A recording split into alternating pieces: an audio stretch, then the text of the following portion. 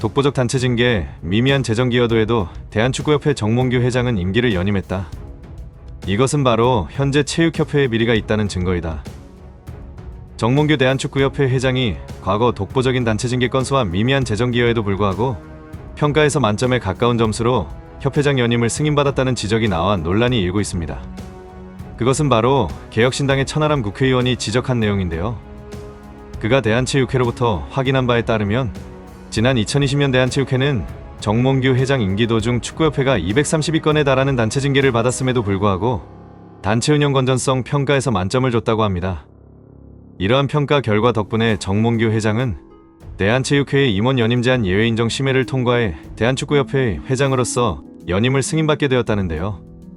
반면 정몽규 회장과 같은 심사를 받았던 대한핸드볼협회의 최태원 SK 회장과 대한양궁협회의 정의선 현대자동차 회장은 각각 17건과 2건의 징계를 받았음에도 불구하고 단체 운영 건전성 평가에서 만점을 받지 못했다는 것인데, 특히 정몽규 회장이 평가를 받은 기간 동안 축구협회는 오심과 승부조작, 편파 판정, 횡령과 배임으로 징계 건수가 급격히 증가했음에도 불구하고 다른 체육협회보다 단체 운영 건전성 평가에서 높은 점수를 받았다는 겁니다.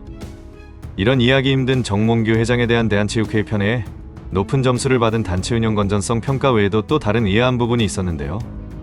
그건 바로 재정 기여도 항목에 대한 부분이었습니다.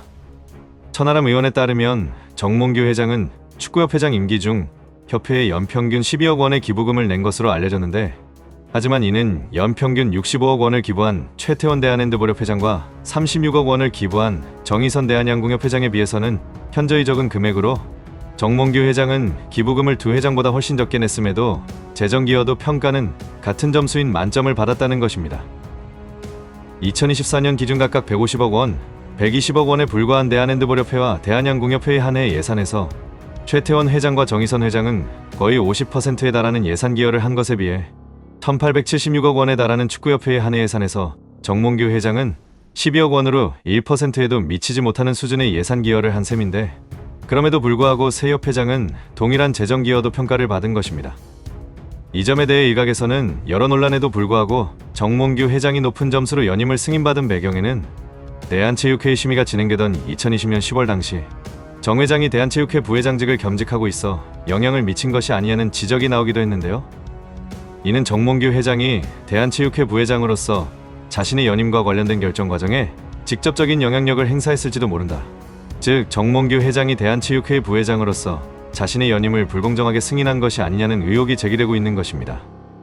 이러한 의혹은 체육회 내부의 심의 절차와 공정성에 심각한 문제를 제기하며 대한체육회의 결정이 투명하고 공정하게 이루어졌는지에 대한 의구심이 깊어질 수밖에 없는 것인데, 이와 같은 의혹에 천하람 의원은 현재 여러 체육협회에서 비리, 방만 운영, 협회장들의 조직 사유화와 관련한 논란이 계속해서 터져나오고 있는 가운데 대한축구협회는 정부로부터 감사까지 받고 있다며 향후 국정감사를 통해 축구협회의 보조금 집행과 법인세 납부에 대해서도 문제가 없는지 점검하겠다고 밝혔습니다.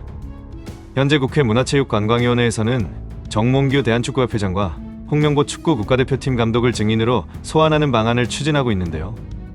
최근 문체위 위원들은 홍명보 감독 선임 논란과 관련해 비공개 간담회를 열어 축구계 관계자들의 의견을 청취했는데, 간담회에서 나온 문제점들이 심각하다는 인식 아래 다음 달 5일쯤 정몽규 회장과 홍명보 감독에게 청문회에 준하는 질의를 할 예정이라고 밝혔습니다.